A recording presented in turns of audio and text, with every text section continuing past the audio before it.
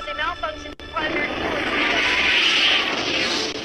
Flash's main superpower is his super speed. He has the ability to run at superhuman speeds and has astonishing endurance, so he's able to keep up his speed for long periods of time without getting tired.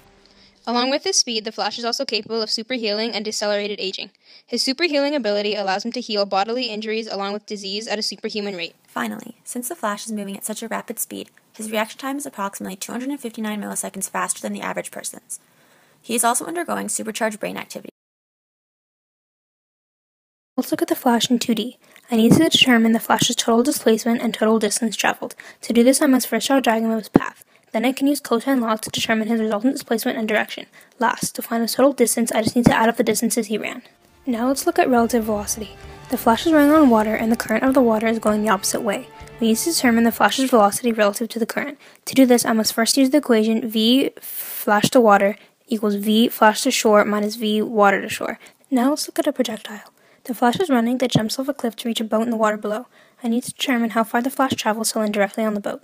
To do this, first I must find v2 in the vertical direction, then I must find time using vertical components. I know that time is also the same in the horizontal direction, so I can use the formula v equals d over t to find the horizontal displacement. Let's look at a uniform acceleration problem. The Flash is running at a constant velocity and then begins to slow down as he approaches a car. The car begins to speed up as the Flash passes it. I need to determine the time taken for the car to catch up to the Flash. The distance of the Flash and the car are the same, so I can use this formula for both, make them equal to each other, and solve for time. This graph shows the relationship between the Flash's velocity and time. This shows that y is directly proportional to x. What is the coefficient of friction between Flash's shoes and the ground as he is running? I know the only force providing centripetal force is friction, so I set them equal to each other, sub in my numbers, and solve for mu. I can then do the same thing to determine the coefficient of kinetic friction as he slides to come to a stop.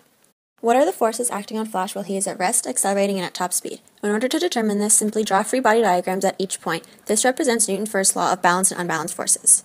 I can then determine the maximum force applied by the Flash, and by using his second law, maximum acceleration as well.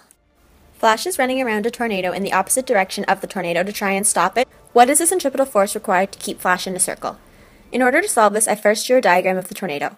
I then found the centripetal acceleration using Newton's second law. I then found the centripetal force required.